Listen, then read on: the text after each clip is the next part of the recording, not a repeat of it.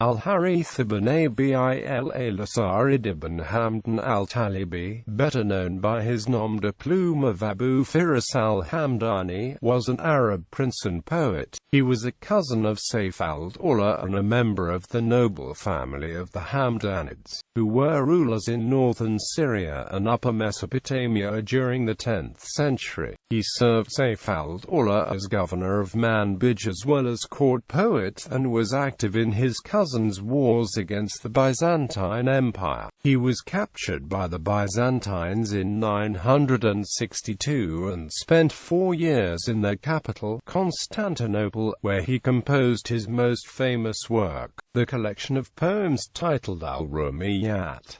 He was killed in 968 when he raised a revolt against Sayf al-Dawla's successor Abu-ʿAlaʿ. He is considered among the greatest figures of classical Arabic poetry.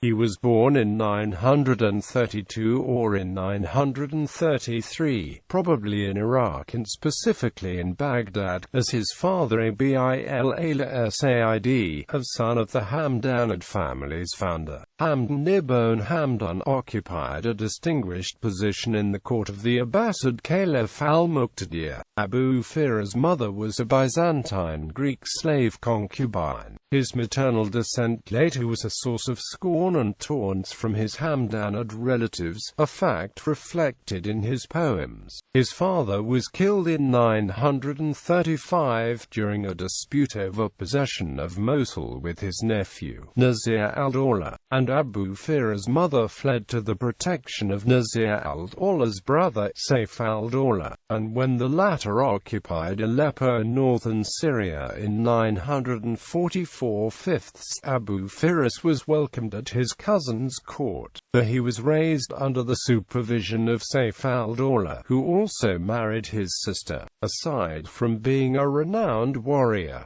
Sayf al-Dawla was famous for his patronage of scholars and poets, and the young Abu Firas grew up in a culturally vibrant atmosphere, which saw assembled at Aleppo some of the finest minds of the Muslim world: the preacher Ibn Ubaydah, the philosopher and musician al-Farabi, and the great poet al-Mutanabi, while the grammarian Ibn Callaway was his tutor. Abu Firas soon distinguished himself both for his martial as well as for his literary ability, and in 947 Sayf al-Dawla appointed him governor of Manbij, close to the border with the Byzantine Empire, to which the governorship of Harran was later added. Despite his youth, he distinguished himself both in the conflicts with the Nizari tribes of the Diy-Al-Muda and the Syrian desert, as well as in his cousin's frequent raiding campaigns into Byzantine territory. Thus, in 952, he defeated the Byzantines under Abadis Phocas the Younger and his son Constantine Phocas,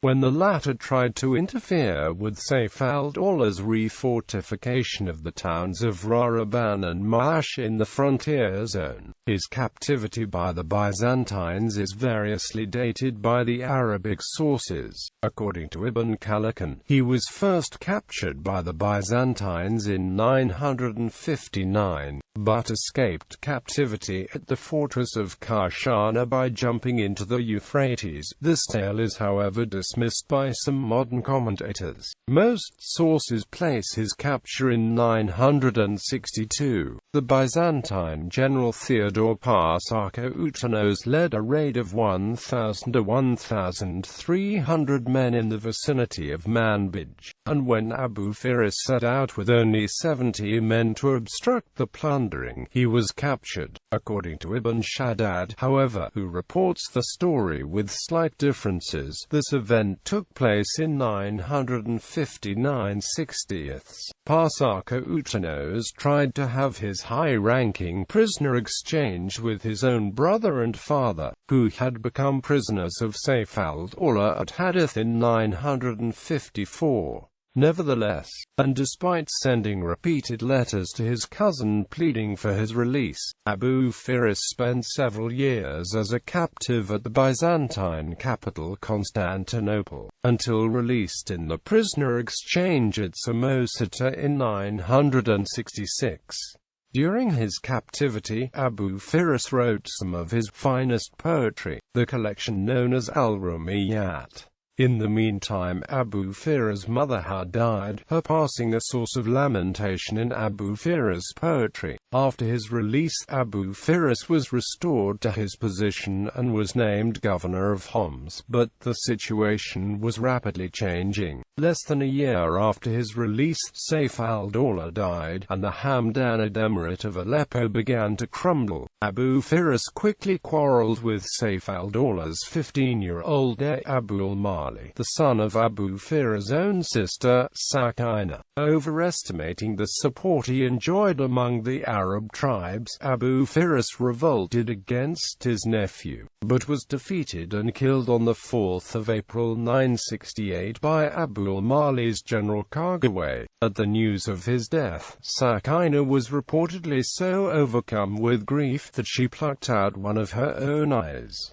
Work and legacy. Abu Firas enjoys a prominent position among the greats of classical Arabic poetry. His near contemporary, the eminent scholar and statesman Saʿid ibn Abbad, summed up the esteem in which Abu Firas was held already in the 10th century in a phrase that was frequently quoted by later authorities: "Poetry began with a king and ended with a king." The corpus of his works was edited after his death by Ibn-Khalawayh, who also attached a commentary, largely written by Abu Firas himself. Nevertheless, in later times several manuscript versions of his works with significant variations between them were extant, which indicates that Ibn-Khalawayh's edition was not the only one. Abu Firas' early work comprises poems in the classical Qasida form in praise of the Hamdanids and the deeds. The 225-line Hamdani is perhaps the most notable, and shorter poems in the Iraqi form on courtly themes of love, wine, hunting and friendship.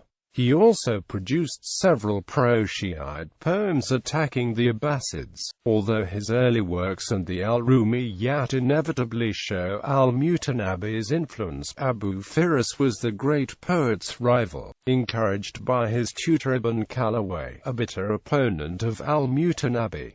According to H.A.R. Gibb, the Qasida poems are remarkable for the sincerity, directness, and natural vigor in contrast to the elaborate style of al-Mutanabbi, while the Iraqi poems are merely elegant trifles, formal and unoriginal. It is the al-Rūmiyyāt, however, and their combination of pathos, dignity, and pride that have secured Abu Firas' place among the greats of Arabic poetry.